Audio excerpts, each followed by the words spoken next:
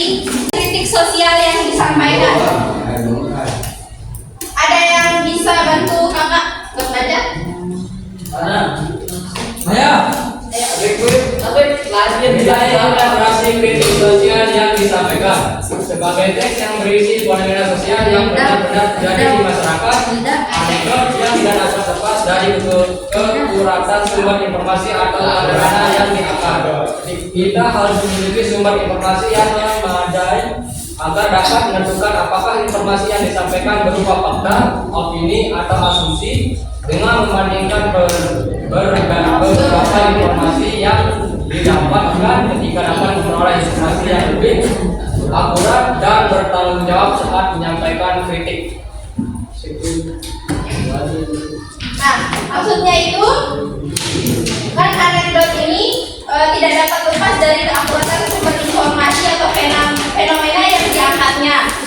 Jadi kita harus menemukan informasi yang yang sesuai, yang memadai agar dapat menentukan apakah informasi yang disampaikan itu berupa fakta atau hanya opini saja. Selanjutnya, perbedaan fakta dan opini. Ada yang bisa bantu baca? Banyak. Sedangkan opini yang pertama, informasi mengandung pendapat pribadi baik penulis maupun orang lain. Yang kedua, informasi atau kalimat menggunakan kata-kata relatif seperti paling, lebih, agak, sangat, tidak mungkin atau biasanya. Ya, terima kasih. Maksudnya di sini fakta itu yang bersifat umum, maksudnya umum. Nah, sedangkan opini itu pendapat pribadi. Selanjutnya, bisa bantu kakak baca?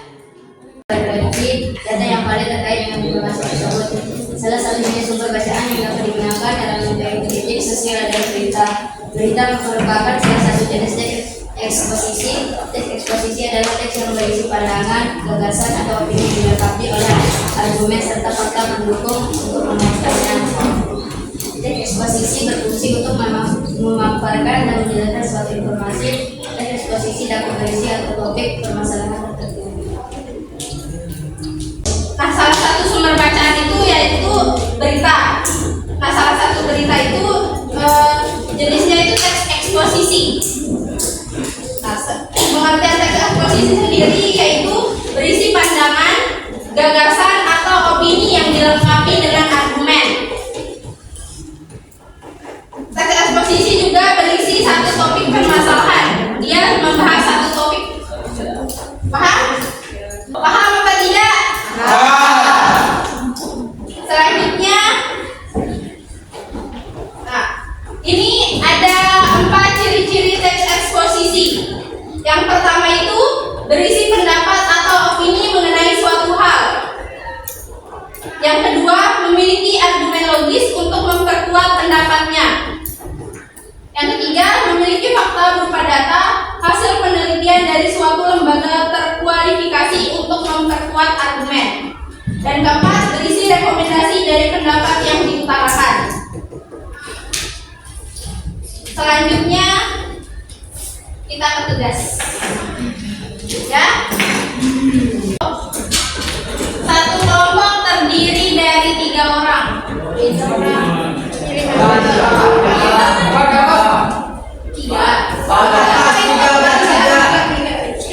Di sini tidak. Oh, gini caranya. Kita hitung ya 1 sampai 3. Jadi yang nomor 1 nah dari depan. 2, 3 kelompok 1. 2, 3 kelompok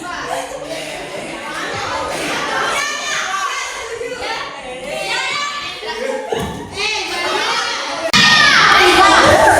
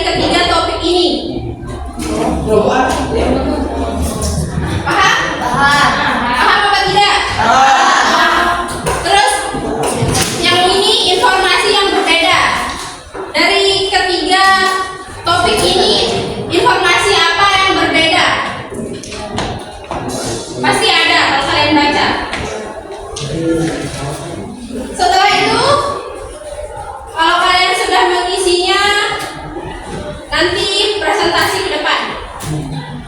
Ya, satu kelompok. Mestinya satu kelompok maju ke depan buat presentasi. Siapa mau maju ke ini?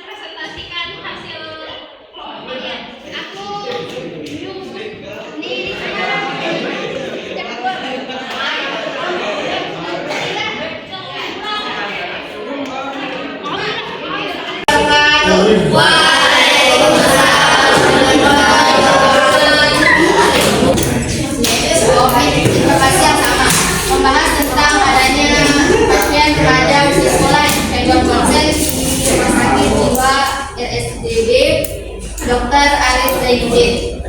Informasi yang berbeda karena adanya gap.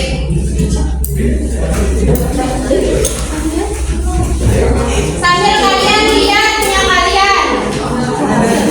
Coba jawaban kalian sama atau berbeda? Beda. Nanti kalian tanggapi kenapa yang berbeda. Kita satu informasi berbeda. Karena adanya Yang belakang bisa dengar? Diam kalian. informasi yang sama berita dua membahas tentang adanya pasien remaja usia sekolah yang membuat ponsel di Rumah Sakit Jiwa RSDB Dr. Aris Zaidin. Informasi yang berbeda dikarenakan orang tua yang sudah tahu anaknya kecanduan ponsel tapi tetap diberikan bukannya diizinkan. Kesimpulannya adalah tiga topik tersebut membahas tentang kecanduan ponsel yang menyebabkan kecanduan yang berlebihan sehingga banyak remaja anak sekarang yang terkena gangguan mental. Sekian dari Pak Mali. Assalamualaikum warahmatullahi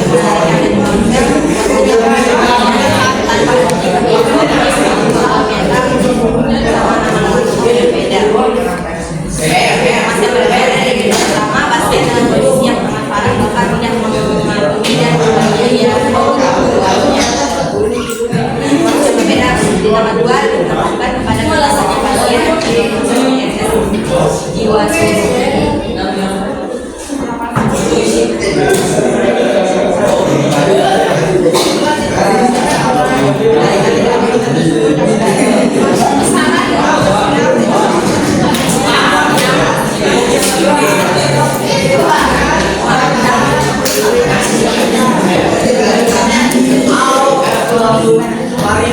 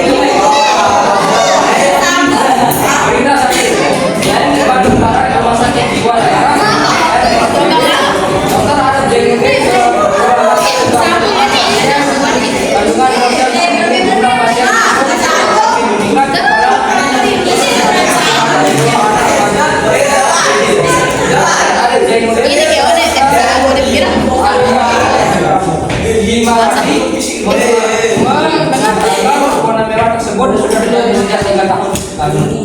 Berita 2, Rumah Sakit Jiwa Daerah RSJD Dr. Alif Leno dan Suliawati mencatat adanya kenaikan signifikan jumlah pasien kecanduan ponsel bahkan dalam 3 bulan terakhir sudah ada pasien kecanduan. Itu beritanya yang sama. Nah, sedangkan yang informasi yang berbeda itu yang komik penyebab kecanduan ponsel karena adanya media sosial. Di berita pertama, informasinya yang berbeda itu penyebab kecanduan ponsel karena game. Berita kedua, penyebab kecanduan ponsel karena kebiasaan orang tua yang membiasakan anak-anak bermain ponsel. Itu informasinya yang berbeda dari ketiga topik tersebut. Sudah paham? Ya, alasannya ada di sini kan? Yang sama itu ada di paragraf pertama. Dokter Jainuddin.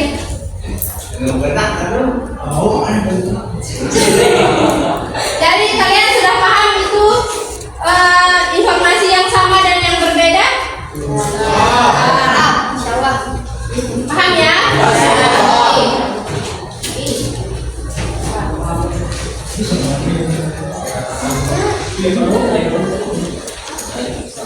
Jadi dari yang ketiga tadi itu masih kurang tepat jawaban kalian. Jadi kakak mohon kalian belajar ya. Pagi hari ini sekian, terima kasih. Assalamualaikum warahmatullahi wabarakatuh. Waalaikumsalam warahmatullahi wabarakatuh. Sebelum kita menutupnya, marilah kita berdoa agar pelajaran kita pada pagi hari ini berkah dan ada manfaatnya. Berdoa, mulai. Bismillahirrahmanirrahim.